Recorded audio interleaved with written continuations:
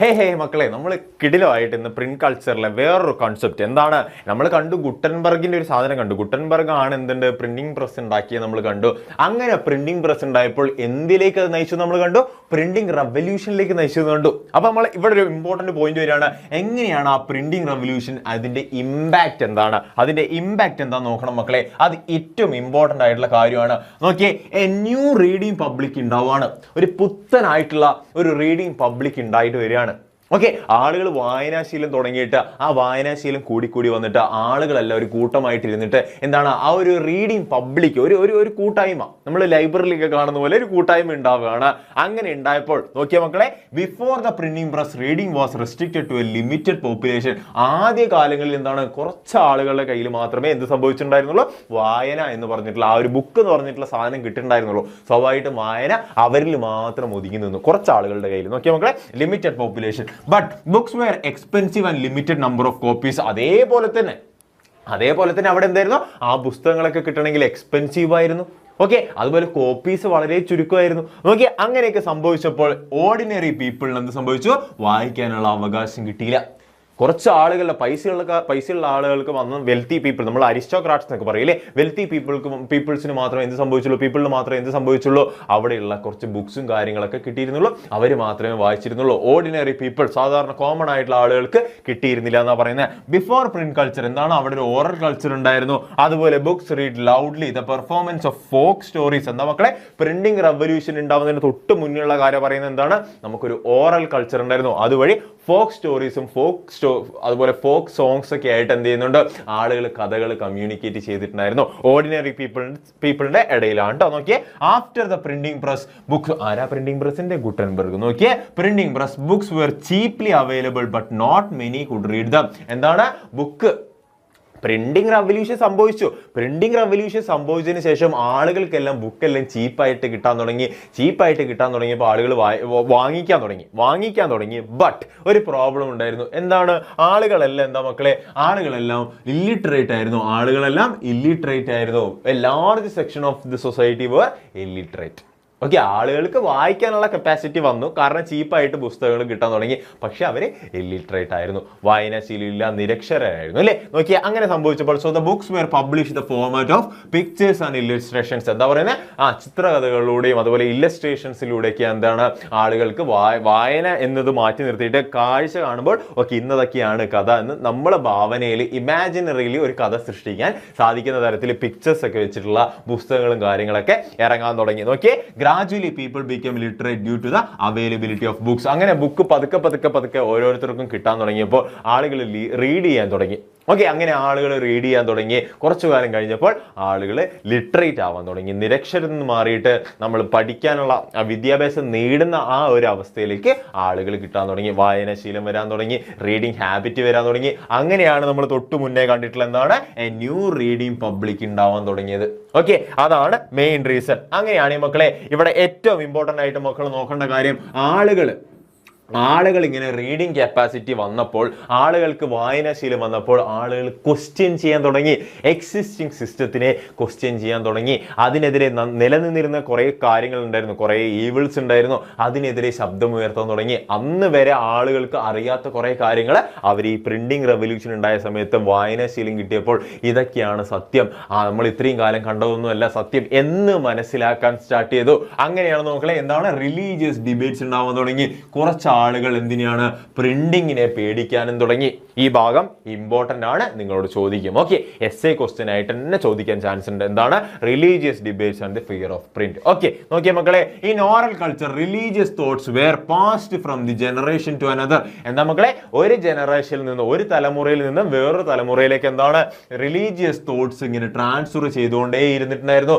ആളുകൾക്ക് സത്യം എന്താണെന്ന് അറിയില്ല, എന്നാൽ പോലും അപ്പൂപ്പന്മാരായിട്ട് ഇങ്ങനെ പറഞ്ഞ് കേട്ടിട്ട് ഇവരിങ്ങനെ കേട്ട് തലയിലാക്കിയിട്ടുണ്ടായിരുന്നു. അങ്ങനെ സംഭവിച്ചെടുത്ത് blindly believe the religious authorities. എന്താ പറയുന്നത്? അവർ ബ്ലൈൻഡ്ലി ബിലീവ് ചെയ്തു. ഈ കേട്ട കാര്യങ്ങൾ മൊത്തം എന്താണ്? കണ്ണടച്ച് വിശ്വസിച്ചു എന്നാണ് പറയുന്നത്. നോക്കി, എന്താ പറയുന്നത്? People were illiterate so they couldn't read spiritual or religious text. സത്യം എന്താണെന്ന് അവർക്ക് മനസ്സിലാക്കാൻ പറ്റിയിട്ടുണ്ടായിരുന്നില്ല. കാരണം എന്താണ്, അവർ ഇല്ലിറ്ററേറ്റ് ആയിരുന്നു. അങ്ങനെ ഇല്ലിറ്ററേറ്റ് ആയിരുന്ന സമയത്ത് അവർക്ക് സ്പിരിച്വൽ ആയിട്ടുള്ള അതുപോലെ റിലീജിയസ് ടെക്സ്റ്റ്സ് ഒന്നും വായിക്കാനുള്ള കഴിവില്ലായിരുന്നു. സ്വാഭാവികമായിട്ടും കേൾക്കുന്ന കാര്യങ്ങൾ കണ്ണുടച്ച് വിശ്വസിക്കുക, കണ്ണുടച്ച് കഴിക്കുക എന്നുള്ള അവസ്ഥയായിരുന്നു ഉണ്ടായിരുന്നത്. ഓക്കെ, അങ്ങനെ മാറ്റം സംഭവിച്ചത് എപ്പോഴാ? പ്രിന്റിംഗ് റെവല്യൂഷൻ വന്ന സമയത്ത് അല്ലേ? നോക്കിയ മക്കളെ, but after the print culture people can read and they become aware. ആളുകൾ വായിക്കാൻ തുടങ്ങി, ആളുകൾക്ക് മനസ്സിലാവാൻ തുടങ്ങി നമ്മൾ ഇത്രയും കാലം കേട്ടതൊക്കെ നുണയായിരുന്നു, നമ്മൾ മൈ ഹോൾ ലൈഫ് വാസ് ലൈ എന്ന് പറയുന്ന പോലെ എന്താണ്, അതുപോലെ സിമ്പിൾ ആയിട്ടുള്ള സാധനമാണ് അല്ലേ? എന്താണ്, ആളുകൾക്ക് മനസ്സിലാവാൻ തുടങ്ങി നമ്മൾ ഇത്രയും കാലം കേട്ടതും കണ്ടതൊക്കെ മിഥ്യയായിരുന്നു, എന്താണ്, ഫോൾസ് ആയിരുന്നു മനസ്സിലാക്കാൻ തുടങ്ങി. So they published and debated about their perception of religious matters. അവരെന്ത് ചെയ്തു? അവർ വായിക്കാൻ തുടങ്ങി, അതുപോലെ വായിച്ച കാര്യങ്ങൾ സംസാരിക്കാൻ തുടങ്ങി, അവരുടെ പെർസെപ്ഷൻസ് എന്ത് ചെയ്തു? അവർ പറയാൻ തുടങ്ങി. ഓക്കെ, അങ്ങനെ സംഭവിച്ചു. എന്താണ്, എന്തിന്റെ ഭാഗമായിട്ട്? ആ പ്രിന്റിംഗ് റെവല്യൂഷന്റെ ഭാഗമായിട്ട് സംഭവിച്ച വലിയൊരു ഷിഫ്റ്റ് ആണ് അത്. നോക്കിയ മക്കളെ, and they want to get rid of the old age norms. അവർക്ക് എന്താണ് വേണ്ടത്?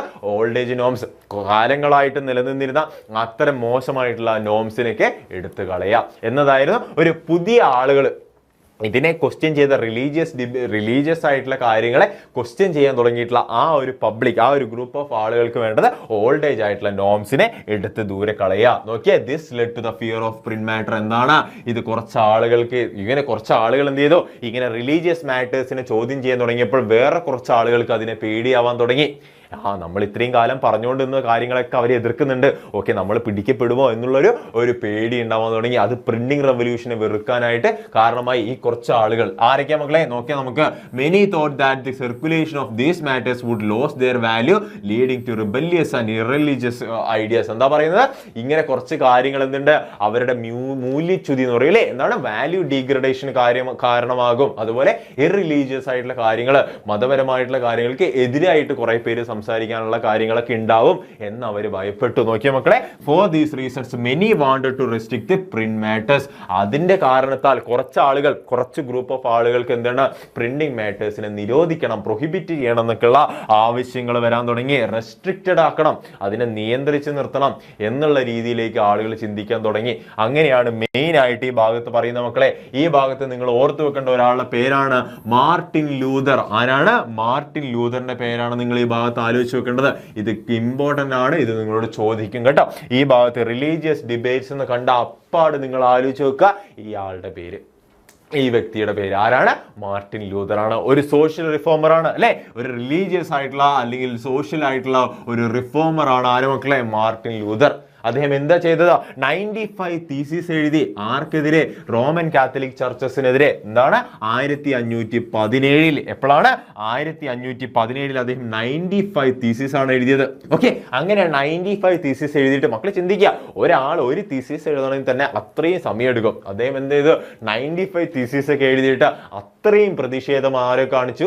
മാർട്ടിൻ ലൂതർ എന്ത് കാണിച്ചു? മാർട്ടിൻ ലൂതർ ആർക്കെതിരെ കാണിച്ചു? റോമൻ കാത്തലിക് ചർച്ചസിനെതിരെ കാണിച്ചു. ഓക്കെ, നോക്കിയ മക്കളെ, 1517 ആണ്, വർഷം മറന്നു പോരുത് കേട്ടോ. നോക്കിയ, his idea spread like a forest fire. അദ്ദേഹത്തിന്റെ ഐഡിയ എന്ത് ചെയ്തു? ഒരാളുടെ കയ്യിൽ നിന്ന് വേറൊരാൾക്കേക്ക് ഷട്ടേ എന്ന് പറഞ്ഞിട്ട് എന്ത് ചെയ്തോ, അങ്ങനെ ട്രാൻസ്ഫർ ആവാൻ തുടങ്ങി. Okay, spread like forest fire, കാട്ടുതീ പോലെ പടർന്നു എന്ന് പറയുന്നത്. Sale of 5000 copies in just 1 week. 7 ദിവസത്തിനുള്ളിൽ 5000 കോപ്പീസ് ഒക്കെ. മക്കൾ ചിന്തിച്ചേക്ക്, അന്ന് പ്രിന്റിംഗ് റെവല്യൂഷൻ ഇങ്ങനെ വളർന്നു വരുന്നേ ഉള്ളൂ.